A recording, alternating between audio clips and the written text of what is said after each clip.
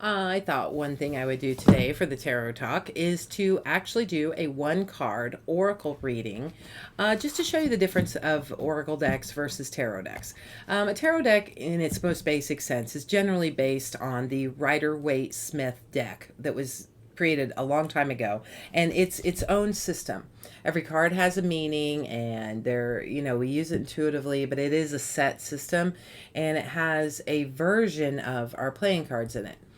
Oracle decks, if you ever see that on a box, it's a different system overall. Most oracle decks are a lot of beautiful artwork with some kind of affirmation or affirmative word or phrase on it, and it usually comes with a guidebook of sorts that has a meaning or a little paragraph about each card.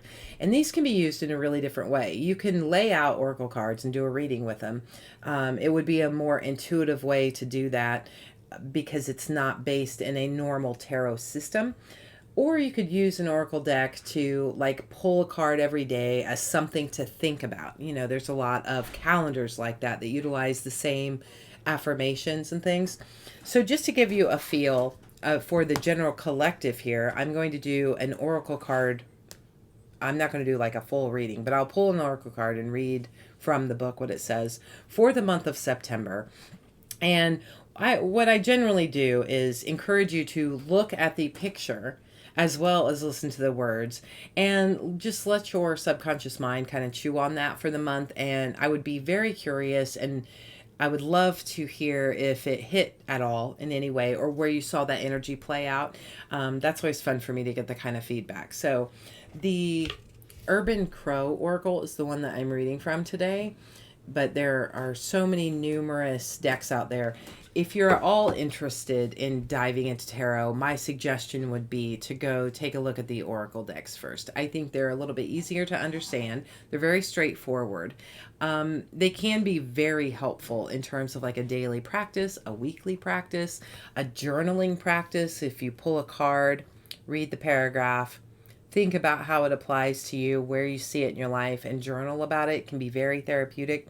It can be something just to hang on to for a day or a week as something positive to put your focus into. So what I will do quickly is just shuffle and pull one. And again, this is a collective energy. It's for us all. I will sometimes add an oracle card to my personal readings. But in this case, it's just for us all for the month of September. And let's see. The card that I pulled is card number 21, and it is gifts. Crows like to collect shiny objects and gifts like magpies do. And the way, again, I would recommend absorbing this information is take a look at the card, see, get a good feel for what is in it and hang on to that, see what it makes you think of. I would say this energy may hit hard, like you may notice something and may be very relevant around the 21st because it is card number 21, or the 3rd of the month, September 3rd, because 2 plus 1 reduces to 3. So numerology is, an easy thing to blend in terms of trying to find timing on things. So I try to do that. So the 3rd through the 21st, or around the 3rd and the 21st. So any of those, but you may just want to take a special note if anything stands out, if anything happens around that date. So because it is a paragraph, I am just going to read clearly I don't have all that memorized, so I'm just going to read it, but definitely take a look here. When I would discover a foreign object on my apartment balcony, my heart would sing. One time, my gift arrived in the form of a bright green cap, and another time it was a long stick. Crows express gratitude and appreciation when they feel a connection with a human.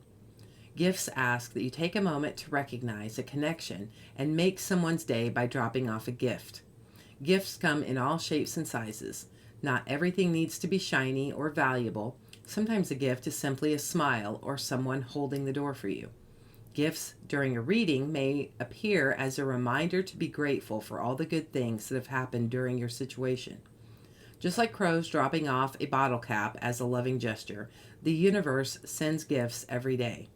All it wants in return is to know that they are appreciated. Imagine if you gave someone a gift and they didn't acknowledge it. You might think twice before giving them another. Now think about a time when you gave someone a gift and they are appreciative, and it makes you want to give them another one. The universe is just like that. Gifts is a simple reminder to say thank you so that the universe will send more. So I think it's a great message. I would be on the lookout. I can't ask for a better oracle card in terms of like introducing you to oracle, because this is inviting you. By just hearing my voice say this, you're inviting gifts into your life. And I wouldn't be surprised if the 3rd and the 21st could be very significant. And so this is a really cool thing. I would absolutely love any feedback on things that you do, gestures you make, or gestures you receive, gifts you receive, around this time frame, because I think that talking about it encourages more of it, and I think our world could use that right now. So I hope this helps in some way, and I will talk to you soon. Bye.